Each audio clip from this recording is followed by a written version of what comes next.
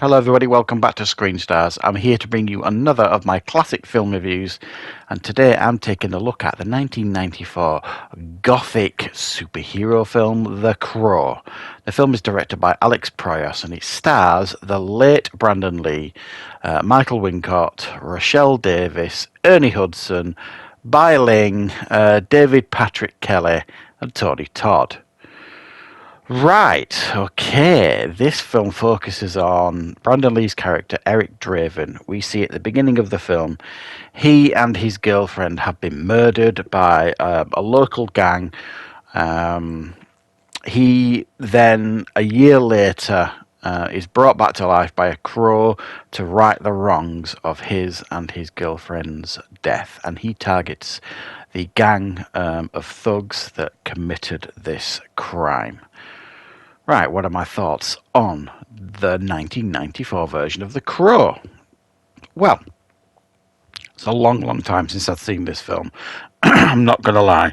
I remember watching this when it first came out. Sure I went to the cinema to see it, although I can't remember. And now I remember I've been quite disappointed with it.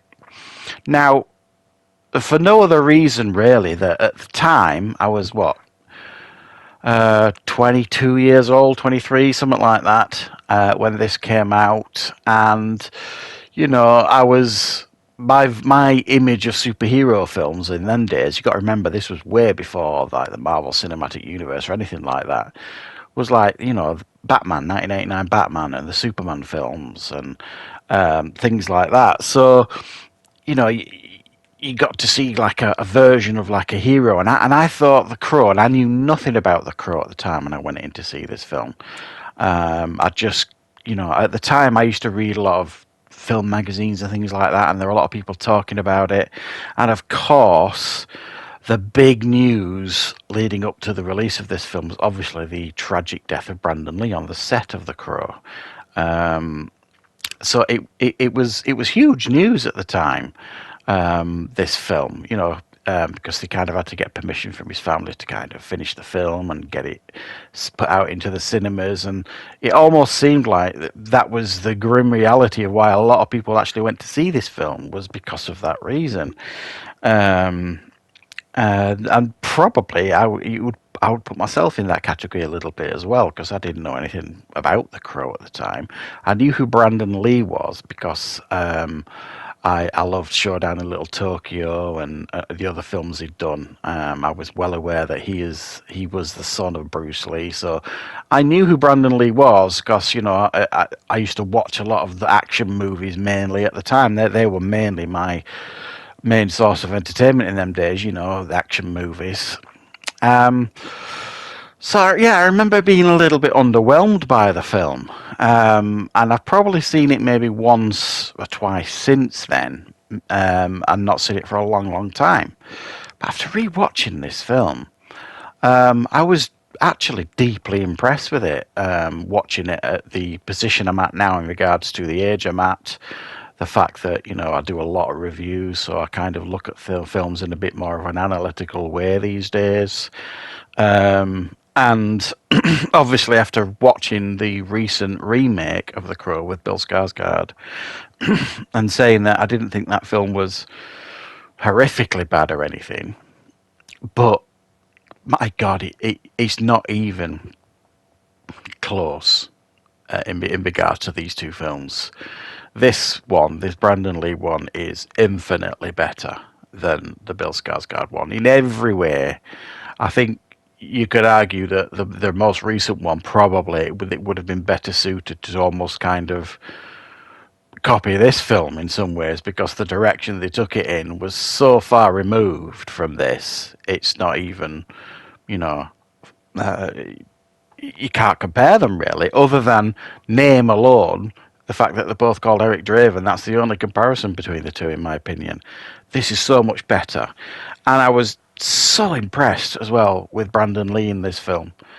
My understanding is that the creator of The Crow wasn't impressed with the casting of Brandon Lee.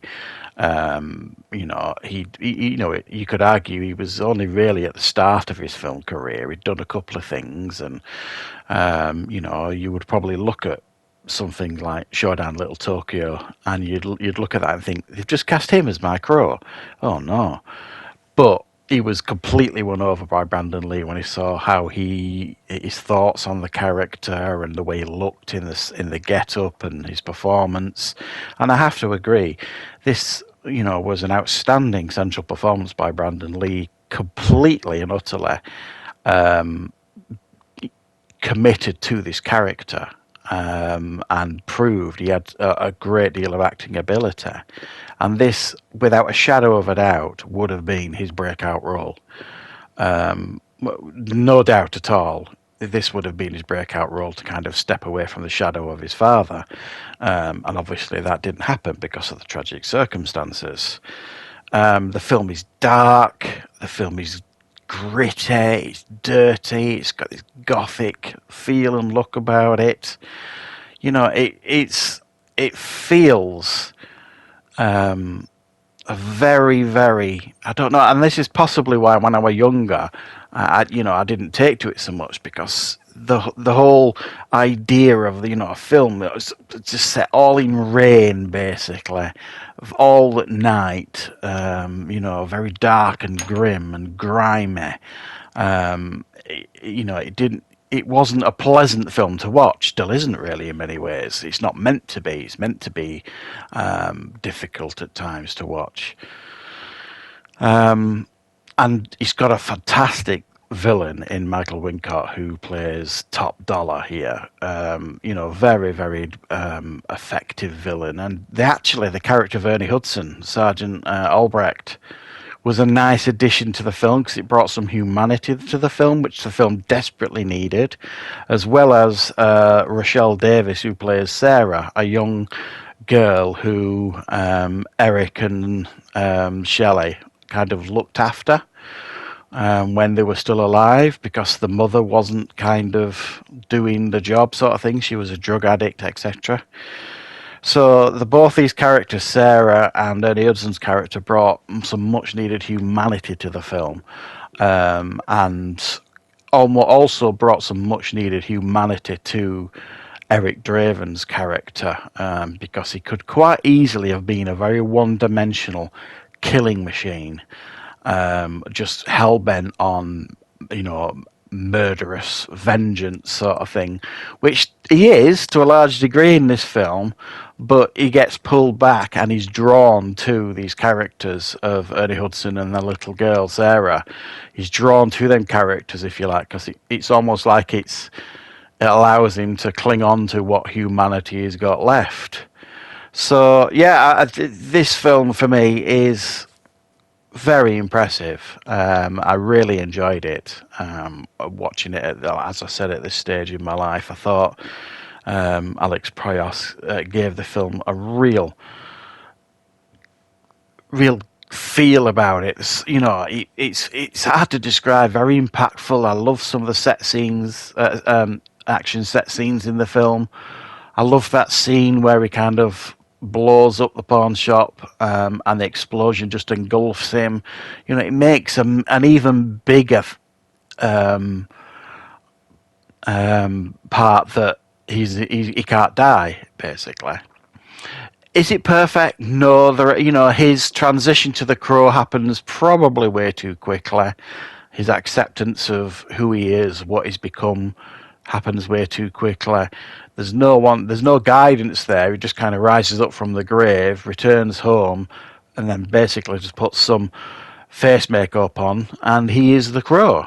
And that's kind of how superhero films did it in them days.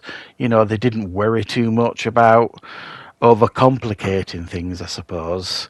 If you look at how, Catwoman was created in Batman Returns and things like that, and other superhero films around that time, they just didn't carry a lot of baggage. You just thought, right, we need to get this character out on the screen, kicking ass. Let's just do that as quickly and as efficiently as we can. And that's really what they did here in The Crow.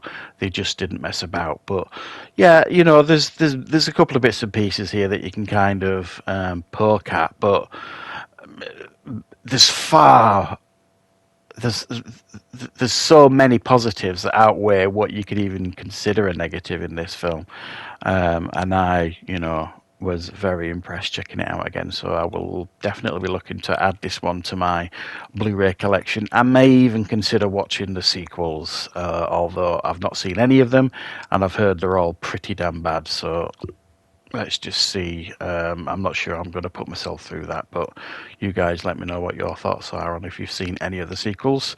And thank you very much for joining me for this classic review. I will, of course, be back with plenty more content on the channel very, very soon.